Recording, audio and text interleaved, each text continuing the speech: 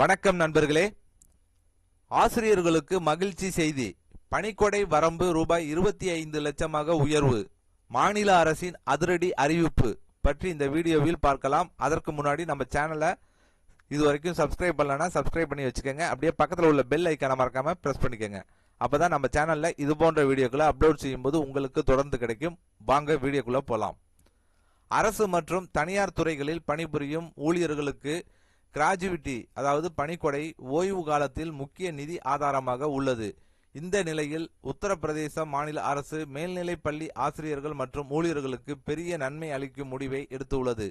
அரசு ஊழியர்களுக்கு இணையாக அரசு உதவி பெறும் மற்றும் கவுன்சில் மேல்நிலை பள்ளிகளில் பணிபுரியும் ஆசிரியர்கள் மற்றும் ஆசிரியர் அல்லாத ஊழியர்களுக்கான அதிகபட்ச பணிக்கொடை வரம்பை உயர்த்த அரசு ஒப்புதல் வழங்கியுள்ளது. தற்போது இவ்வகை ஆசிரியர்கள் மற்றும் ஊழியர்களுக்கு அதிகபட்ச பணிக்கொடை வரம்பு ரூபாய் 20 லட்சமாக உள்ளது. ஆனால் 2024 ஜூலை 2ஆம் தேதி அரசு ஊழியர்களுக்கான பணிக்கொடை வரம்பு ரூபாய் 25 லட்சமாக உயர்த்தப்பட்டது. இதனைத் தொடர்ந்து ஆசிரியர்களுக்கும் அதே அளவுக்கு பணிக்கொடை வழங்க வேண்டும் என்ற கோரிக்கை எழுந்தது.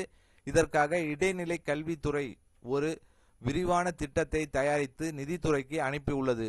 மாநிலம் முழுவதும் உள்ள அரசு உதவி பெறும் மற்றும் கவுன்சில் மேல்நிலை பள்ளிகளில் சுமார் 2.5 லட்சத்திற்கும் மேற்பட்ட ஆசிரியர்கள் மற்றும் ஊழியர்கள் பணியாற்றி வருகின்றனர். இந்த திட்டம் இறுதியாக அங்கீகரிக்கப்பட்டால் அவர்களும் ரூபாய் 25 லட்சம் வரை பணிக்கொடை பெற தகுதி பெறுவார்கள். துறையினரின் இறுதி ஒப்புதல் மற்றும் நிதித்துறையின் அனுமதி கிடைத்ததும் மாநில முழுவதும் அமல்படுத்தும் வகையில் அரசு உத்தரவு வெளியிடப்படும். இதன் மூலம் ஓய்வு பெறும் ஆசிரியர்களுக்கு அதிக நிதி பாதுகாப்பு கிடைக்கும்.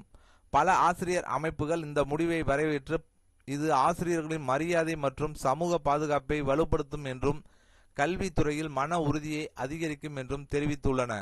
மேலும் சமீபத்திய தொழிலாளர் விதிமுறைகளில் செய்யப்பட்ட மாற்றங்களும் பணிக்கொடையை விரிவுபடுத்துகின்றன.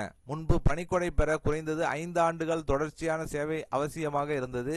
ஆனால் புதிய விதிகளின்படி நிலையான கால பிக்ஸ்டு டேர்ம் ஊழியர்கள் 1 ஆண்டு சேவைக்கு பிறகே பணிக்கொடை பெற முடியும்.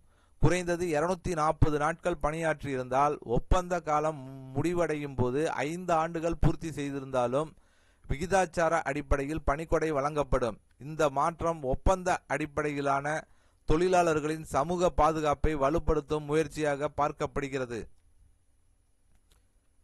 கண்டிப்பா ஆசிரியர்களுக்கு இது ஒரு நல்ல விஷயமா இருக்கும்னு நினைக்கிறேன். இந்த வீடியோ பிடித்திருந்தால் லைக் பண்ணுங்க, ஷேர் பண்ணுங்க. மீண்டும் இது போன்று வேற ஒரு வீடியோவில் சந்திப்போம்.